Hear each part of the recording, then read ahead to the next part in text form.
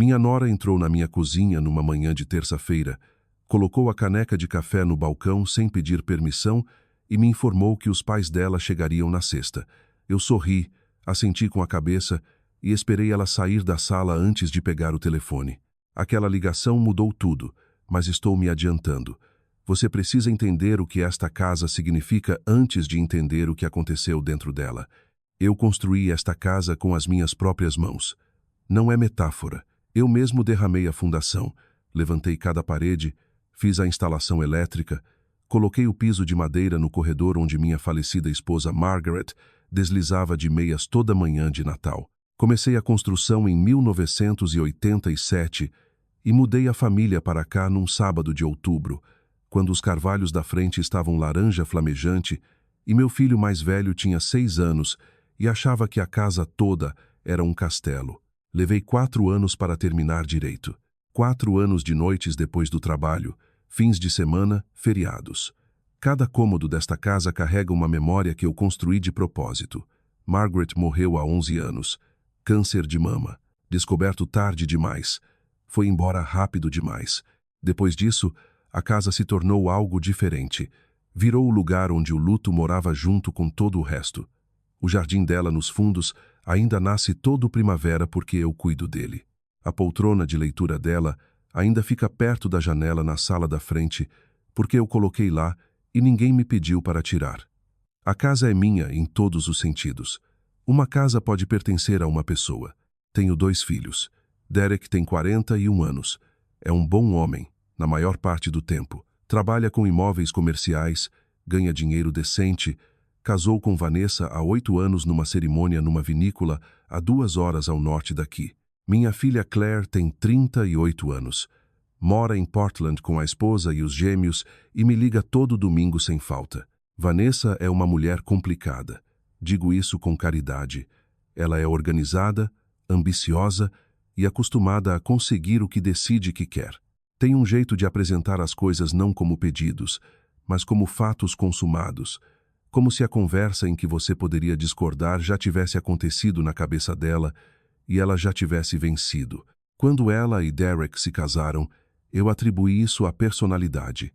Gostava da energia dela. Achava que seria bom para Derek, que sempre precisou de alguém para empurrá-lo um pouco. Com o tempo, porém, comecei a notar um padrão. Jantares de família em que as decisões já estavam tomadas antes de alguém sentar. Feriados em que o roteiro aparecia pronto, sem consulta. Coisas pequenas, na maioria. Coisas que eu deixava passar porque Margaret sempre dizia que a paz numa família tem um preço e que geralmente vale a pena pagar. Eu paguei. Fiquei quieto mais vezes do que deveria. Os pais de Vanessa são Gerald e Phyllis Horn. Gerald é engenheiro civil aposentado, de perto de Columbus. Phyllis deu aula de 4ª série por 30 anos. Não são pessoas ruins. Gerald conta as mesmas 3 histórias de pesca em rotação e ri de todas elas sozinho. Phyllis leva uma salada de gelatina para todo encontro que ninguém come, mas ninguém comenta. Conheço os 2 há 8 anos. Sempre fui cordial. O problema começou no Páscoa. Estávamos todos na minha casa para o jantar de Páscoa, tradição desde antes de Derek e Vanessa se casarem. Eu mesmo preparei o presunto, fiz a receita de batata 2 vezes assada da Margaret, arrumei a mesa na sala de jantar com a porcelana boa. Gerald e Phyllis vieram de carro de Columbus. Claire veio de avião de Portland com a família. Estava cheio, barulhento e bom, do jeito que a Páscoa na minha casa deve ser. Depois do jantar, enquanto as crianças estavam no quintal e Claire me ajudava com a louça, Vanessa chamou Derek para a sala. Eu conseguia ouvir os 2 conversando, mas não as palavras. Claire olhou para mim, eu olhei para ela e nenhum de nós disse nada. Quando Vanessa voltou para a cozinha, tinha uma expressão específica no rosto, a que eu aprendi a reconhecer, a que significa que a conversa na cabeça dela já havia terminado. Ela disse, Walter, nós estávamos pensando. Entreguei um prato para Claire secar e esperei. Ela disse que Gerald e Phyllis estavam envelhecendo. Disse que a casa deles em Columbus estava ficando grande demais para manterem. Disse que Derek estava preocupado com eles havia meses, o que foi novidade para mim, porque Derek não tinha mencionado isso nenhuma vez. Disse que tinha pesquisado opções e que a mais sensata, A que fazia mais sentido financeiro e familiar era Gerald e Phyllis virem morar aqui. Coloquei o prato que estava segurando na pia. Morar aqui. Ela disse, sim. Disse que a casa era grande o suficiente, que a suíte de hóspedes no térreo era perfeita, que economizaria o custo de uma casa de repouso ou aluguel menor para Gerald e Phyllis e que daria tranquilidade a todos. Eu disse, esta é a minha casa. Vanessa sorriu, sem calor. Disse que sabia disso, claro, e que todos trabalhariam nos detalhes juntos, mas que ela e Derek achavam que era a coisa certa e esperavam que eu também visse assim. Claire colocou o pano de prato bem devagar e deliberadamente disse, Vanessa. Vanessa disse, Claire, sei que pode parecer repentino, mas... Claire disse, esta é a casa do meu pai. Vanessa disse que tinha consciência disso. Claire disse, você está pedindo que nosso pai divida a casa dele com os seus pais, pessoas que ele mal conhece. Vanessa disse que não caracterizaria como mal conhecer. Coloquei a mão no braço de Claire, porque sentia que a conversa estava indo para um lugar de que todos nos arrependeríamos no jantar de Páscoa. Disse que precisava pensar e avisaria a eles. Vanessa disse, claro, tome seu tempo. Disse isso do jeito que as pessoas dizem, tome seu tempo, quando já decidiram que não há tempo. Naquela noite, depois que todos foram embora, fiquei sentado na poltrona de Margaret perto da janela da frente por um bom tempo.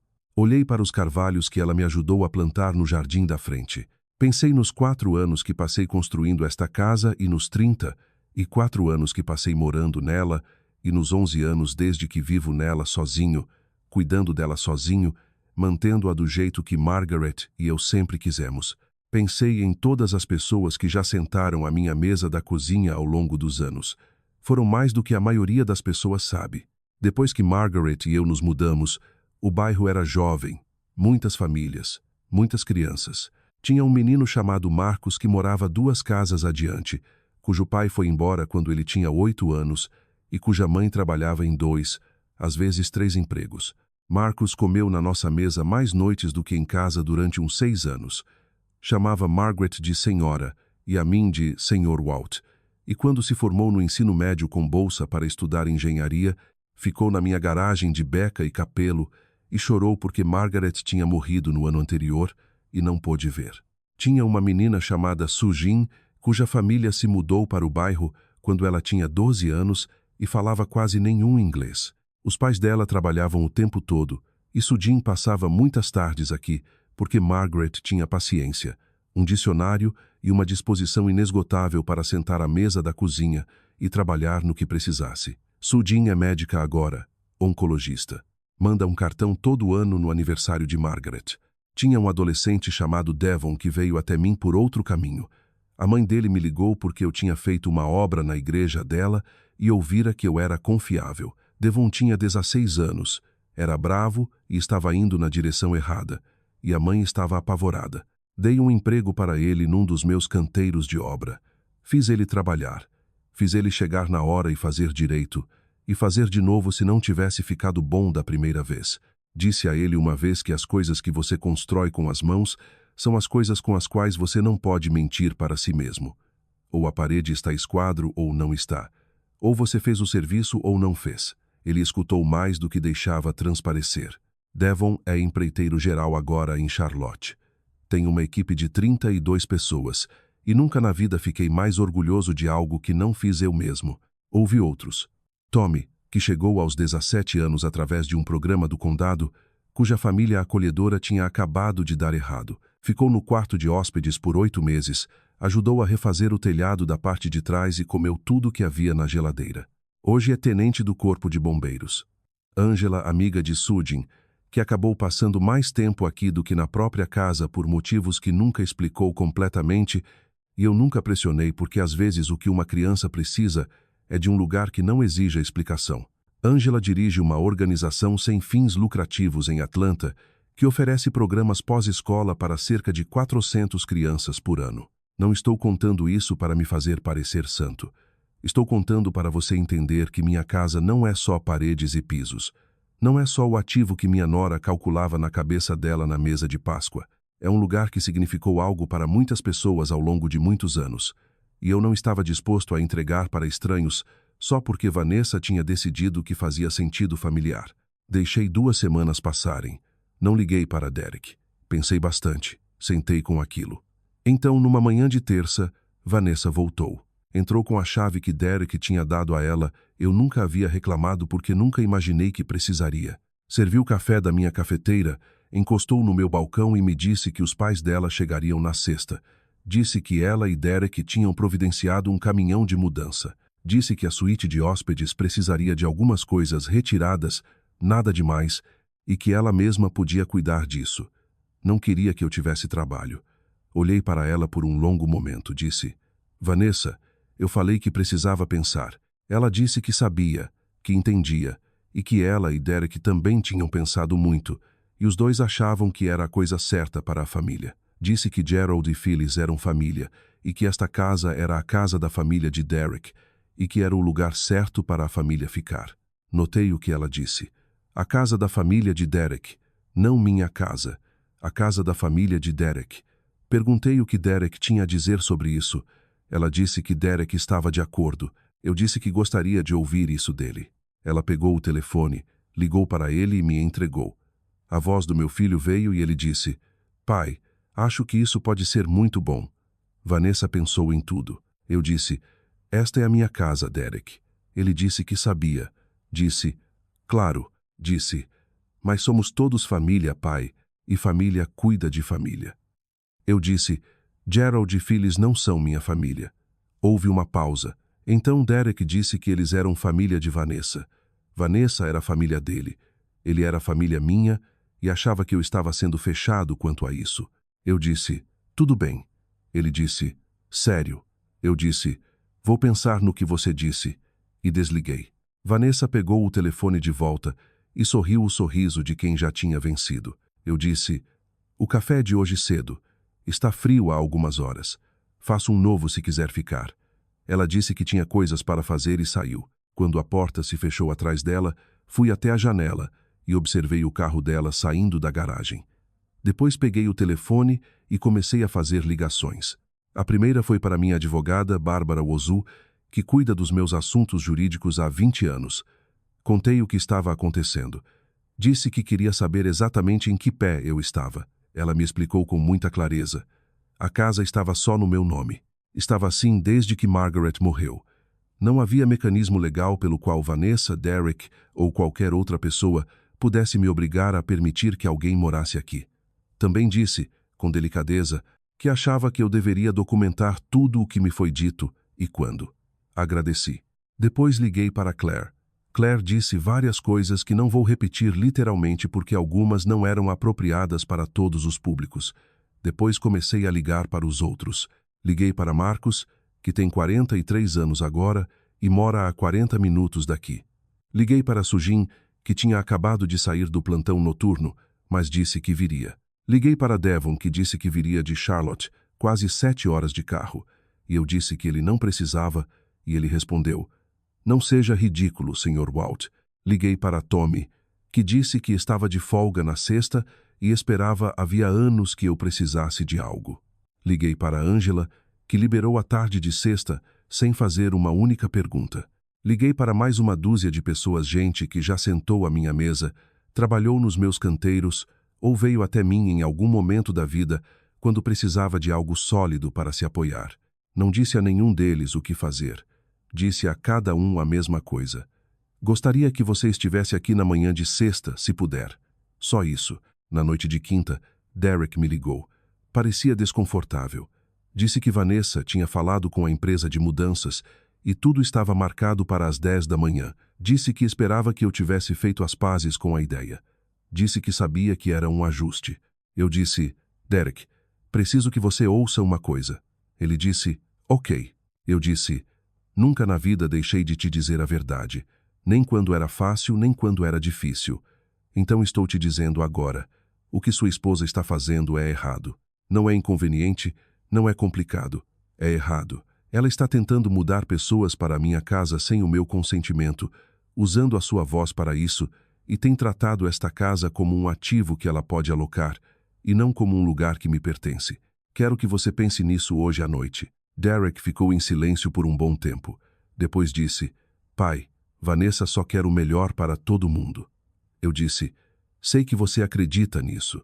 Ele disse boa noite e desligou. Não parecia confiante. Parecia um homem que tinha ouvido algo que não queria exatamente pensar. Na manhã de sexta, levantei às 5h30. Fiz uma cafeteira cheia e sentei à mesa da cozinha. Pensei em Margaret. Pensei na manhã em que nos mudamos. Como ela ficou no meio desta cozinha com serragem ainda no chão e disse, é isso, Walt. Este é o lugar.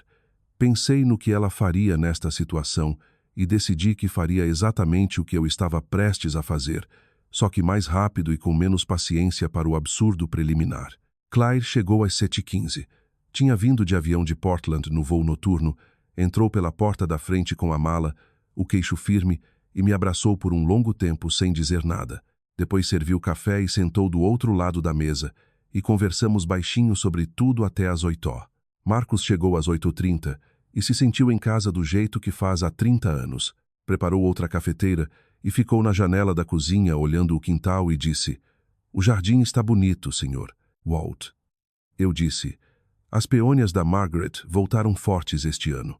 Ele assentiu como se aquilo resolvesse alguma coisa. Tommy chegou às 9h com Devon, que tinha dirigido a noite toda. Devon parecia cansado, disse que estava bem e tomou 3 xícaras de café seguidas. Sudin chegou às 9h15, ainda de uniforme do trabalho. Pediu desculpas por não ter tido tempo de trocar de roupa, e eu disse que ela estava perfeita. Às 9h45, havia gente por toda a casa, na cozinha, na sala, na varanda da frente, velhos amigos, pessoas que eu conhecia havia décadas, pessoas que conheciam cada canto desta casa tão bem quanto eu. Angela tinha trazido a irmã, que eu tinha visto 2 vezes, mas Angela disse que ela quis vir. Um homem chamado Robert, que trabalhou na minha equipe de construção por 12 anos nos anos 90, apareceu na caminhonete com 2 filhos, que também tinham trabalhado comigo em vários momentos. Uma mulher chamada Helen, que foi a melhor amiga de Margaret e ainda vem cuidar do jardim 2 vezes por ano, apareceu com uma caçarola porque a resposta de Helen para qualquer situação é trazer comida. Pouco antes das 10h, um caminhão de mudanças virou na minha rua. Atrás dele vinha o carro de Derek, e atrás do carro de Derek, um sedã prata que reconheci como sendo de Gerald e Phyllis. Eles entraram na minha garagem. Vanessa desceu primeiro. Estava falando no telefone, olhou para minha casa e parou. A varanda da frente tinha 8 pessoas. A garagem tinha mais 6. Pela janela da frente, dava para ver gente dentro. Vanessa ficou muito parada. Depois Derek desceu do carro e ficou ao lado dela, e vi o rosto dele passar por várias coisas em cerca de 4 segundos. Saí para a varanda. Vanessa disse, Walter, o que é isso? Eu disse, estas são a minha família. Ela olhou ao redor. Disse, não entendo. Eu disse, eu sei que não. Suba que eu explico. Gerald e Phyllis tinham descido do carro. Gerald parecia confuso. Phyllis parecia que já estava calculando se deveria pedir desculpas a alguém e não sabia a quem. Convidei todo mundo para entrar. Todos eles. Vanessa, Derek, Gerald, Phyllis. Levei-os para a sala onde as pessoas abriram espaço. E fiquei no meio da sala que eu construí e disse o que vinha pensando havia 2 semanas. Disse, Vanessa, você me disse várias vezes que esta é a casa da família de Derek e que família deve ficar junta. Gostaria de falar sobre essa palavra por 1 minuto. Ela começou a dizer algo e eu levantei uma mão com delicadeza. Disse, não estou bravo, só quero que você escute. Disse, Marcos ali tem sentado à minha mesa da cozinha desde os 8 anos. A mãe dele trabalhava à noite e eu vi ele fazer lição de casa naquela cadeira perto da janela por 6 anos. Devon dirigiu 7 horas ontem à noite para estar aqui hoje de manhã, porque quando ele tinha 16 anos e estava indo na direção errada, eu dei algo para ele fazer com as mãos e com o tempo. Sudin vai voltar para casa e dormir depois disso, porque acabou de fazer um plantão de 12 horas, mas veio porque esta casa é onde ela aprendeu a ler inglês e considera este lugar como lar. Deixei aquilo assentar por 1 segundo. Depois disse, não estou descrevendo estranhos. São as pessoas que entram e saem desta casa há décadas. Elas sabem onde ficam as canecas boas, conhecem o roseiral de Margaret no quintal e por que ele ainda está lá. Quando digo que esta é a casa da minha família, são essas pessoas que eu quero dizer. O rosto de Derek tinha mudado o tempo todo enquanto eu falava. Ele olhava para Marcus, que conhecia desde criança. Olhava para Tommy, que esteve na nossa casa em feriados quando Derek estava no ensino fundamental. Olhava para Devon, que Derek tinha encontrado uma dúzia de vezes nos jantares de aniversário da minha casa. Vanessa disse: Walter, com todo respeito, essa é uma situação muito diferente de... Claire disse: De quê? A voz dela estava baixa e precisa. De família? O que faz os seus pais serem mais família para o meu pai do que as pessoas que estão nesta sala? Vanessa olhou para ela. Claire disse: Você disse ao meu pai que os seus pais deveriam morar aqui porque esta é propriedade da família e família deve ficar junto. Mas os seus pais não são família dele. São família sua. Walter nunca foi à casa deles uma única vez. Compartilhou jantares de feriado com eles 8 vezes em 8 anos. E as pessoas que estão nesta sala agora, ela gesticulou ao redor, fazem parte da vida dele há 20, 30 e em alguns casos 40 anos. Disse: Você não perguntou a ele. Você decidiu. Há uma diferença. Gerald, que estava perto da porta com as mãos nos bolsos, disse baixinho: Vanessa. Vanessa olhou para o pai. Gerald disse: Eu não sabia que seria assim. A voz dele era cuidadosa. Disse: Quando você disse que tinha conversado tudo com Walter, eu assumi que... Parou, olhou para mim. Disse: Walter, peço desculpas. Não era assim que pensávamos que estava sendo tratado. Phyllis colocou a mão no braço do marido e assentiu. Vanessa disse: Pai, está tudo bem. Tudo está.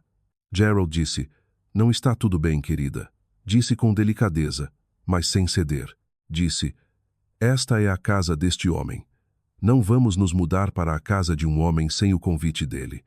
Olhou para mim novamente e disse: Sinto muito, Walter. De verdade. A sala ficou em silêncio. Vanessa olhou para Derek. Derek olhava para o chão.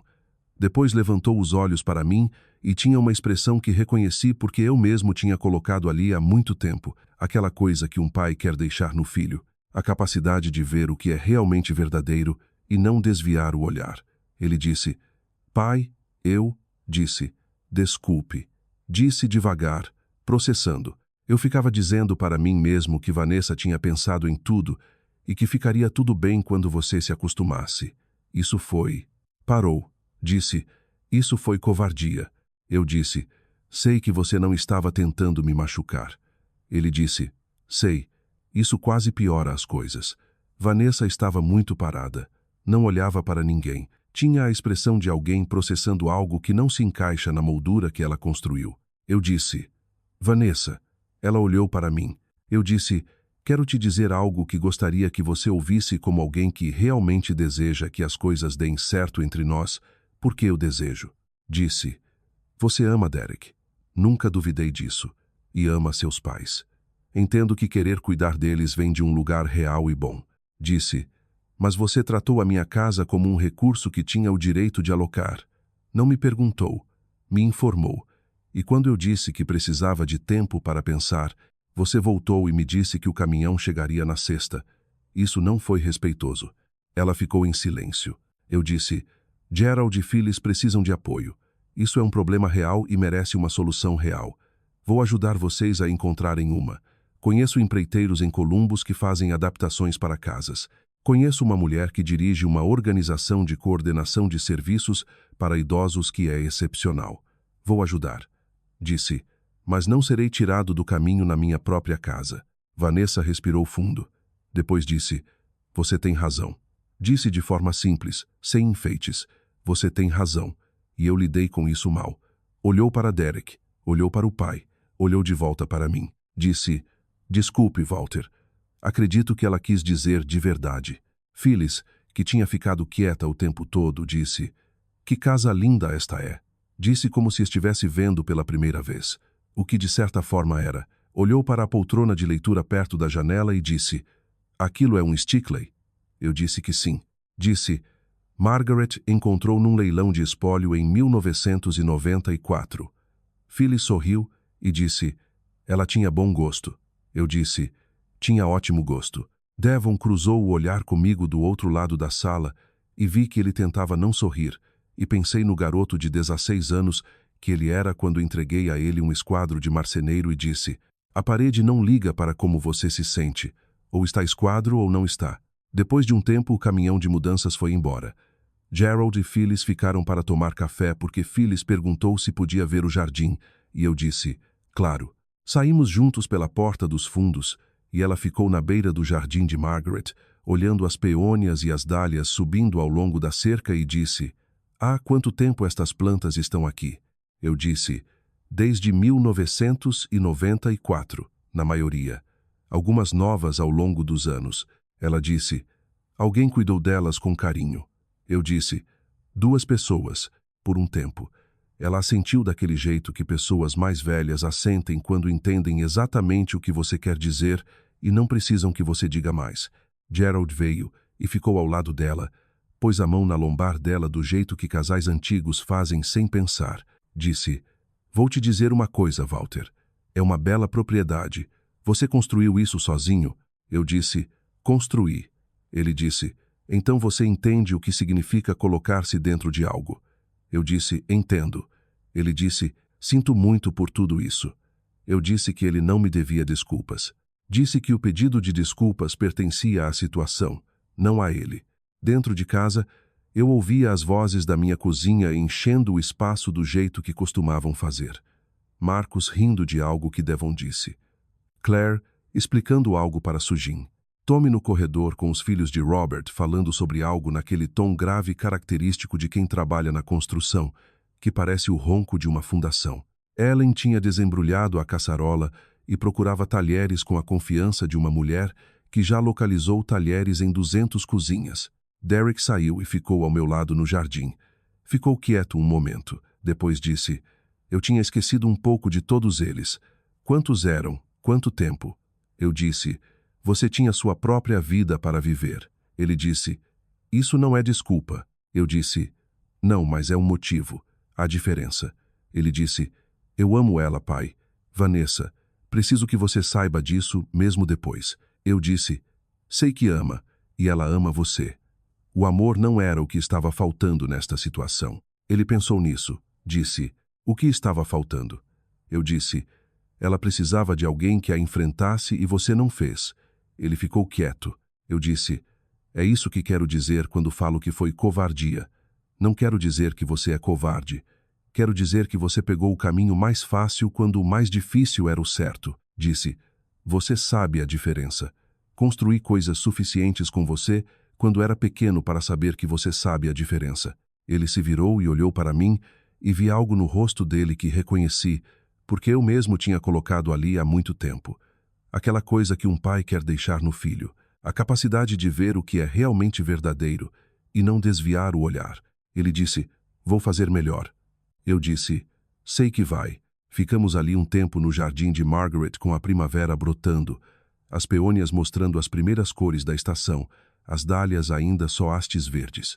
Depois de um tempo, passei o braço pelos ombros do meu filho e ele se inclinou para mim do jeito que não fazia há anos, do jeito que fazia quando era pequeno e o mundo ainda não tinha se organizado. E ficamos assim no quintal da casa que construí com as minhas mãos até Helen aparecer na porta dos fundos e anunciar que se ninguém entrasse nos próximos 60 segundos, ela comeria a caçarola sozinha. Todo mundo riu, até Vanessa. Naquela noite, depois que todo mundo foi embora, depois que Gerald e Phyllis voltaram de carro para um hotel que eu recomendei no centro, e Derek e Vanessa saíram no carro deles, com bem mais silêncio entre eles do que quando chegaram, e depois que Claire dormiu no sofá assistindo televisão com os sapatos tirados, eu sentei na poltrona de Margaret. A casa estava quieta do jeito que fica depois de cheia de gente. Um silêncio bom, do tipo que guarda o som do que acabou de acontecer, em vez de estar apenas vazio. Pensei no que Derek me perguntou no jardim. O que estava faltando? Ele perguntou como se fosse uma pergunta sobre Vanessa, mas eu sabia que também era uma pergunta sobre ele mesmo. O que você faz quando alguém que você ama para de te enfrentar? Quando deixa você errar porque te parar é mais difícil do que concordar com você? Derek tinha participado de todas as conversas com Vanessa em que esse plano foi feito e tinha dito a si mesmo que ficaria tudo bem. Tinha me entregado um telefone e pedido que eu aceitasse a coisa que a esposa dele já tinha decidido. Tinha chamado de lógica familiar quando a lógica, na verdade, era conveniência, e tinha deixado acontecer porque enfrentar a pessoa que você ama é o trabalho mais difícil que existe. Margaret costumava me enfrentar.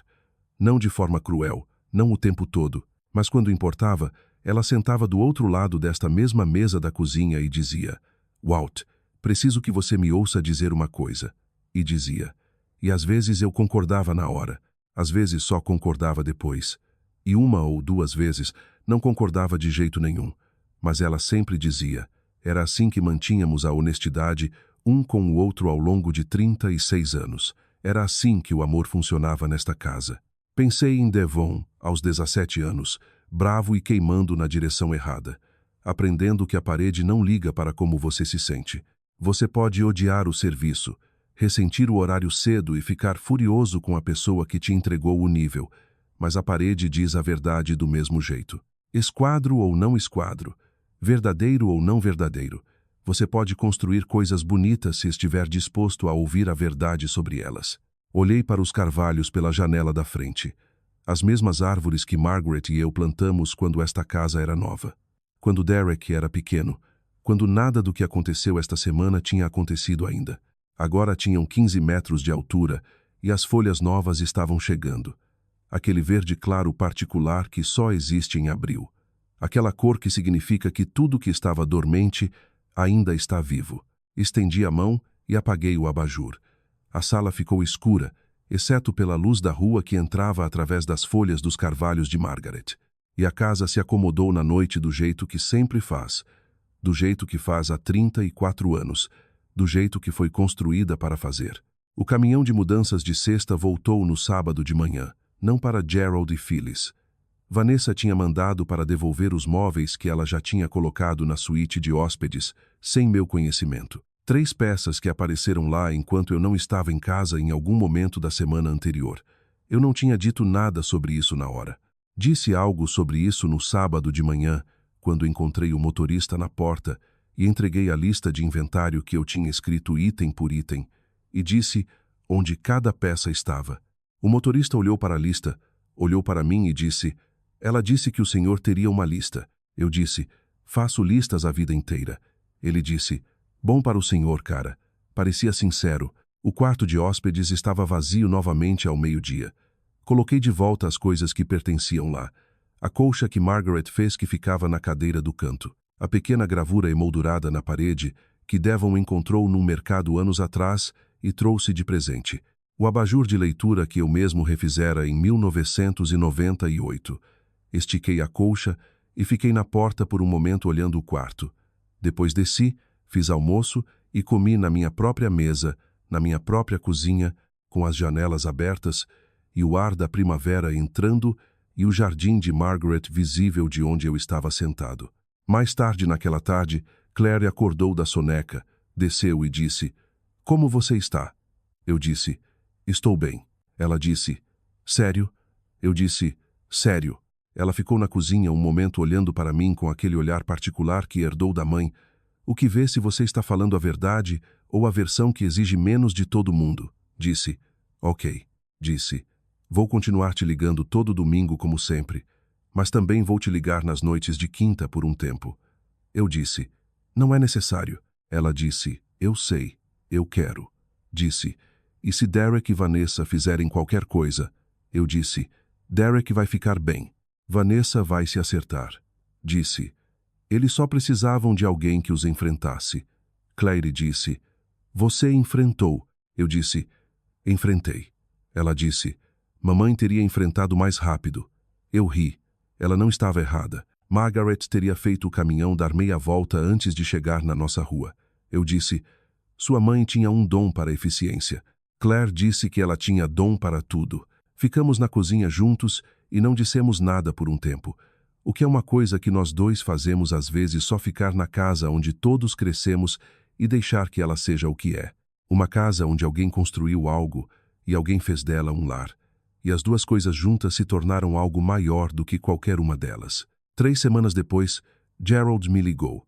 Disse que ele e Phyllis tinham encontrado um apartamento numa comunidade a 40 minutos da casa de Derek e Vanessa. Disse que tinha uma pequena varanda e Phyllis estava animada com jardinagem em vasos. Disse que o prédio tinha uma oficina comunitária no porão com ferramentas decentes e ele estava ansioso por isso. Disse: "Devo uma a você por não ter tornado isso pior do que precisava ser."